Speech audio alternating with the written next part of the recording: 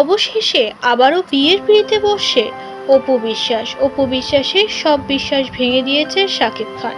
শাকিব খান সবটা খোলাসা করেছে। এতদিন ধোঁয়াশার মধ্যে ছিল অপু বিশ্বাস, তাই কোনো সিদ্ধান্তই নিতে পারছিল না সে। এবার অপু বিশ্বাসের কল রেকর্ডিং এ পরিষ্কার হয়ে গেল তিনি আবারও নতুন করে সংসার শুরু করতে যাচ্ছে।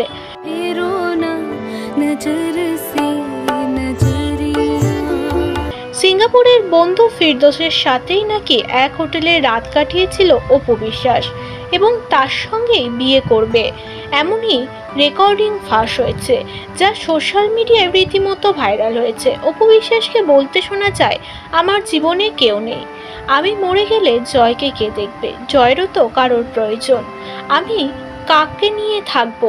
এই যুগের ছেলে মেয়েরা বড় হলে মা বাবাকে সেভাবে দেখে না, আমি কার ভরসায় থাকবো। এমনই নানান কথার মাধ্যমে উঠে এলো অপু বিশ্বাসের মূল কথা। আবারও বিয়ের পিঁড়িতে বসতে চাইছেন অপু বিশ্বাস।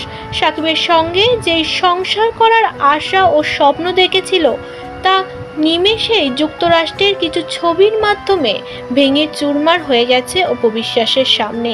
আমি আব্রামকে পৃথিবীতে একা রেখে যাবো, আমার আর 2-4টা বাচ্চা লাগবে না।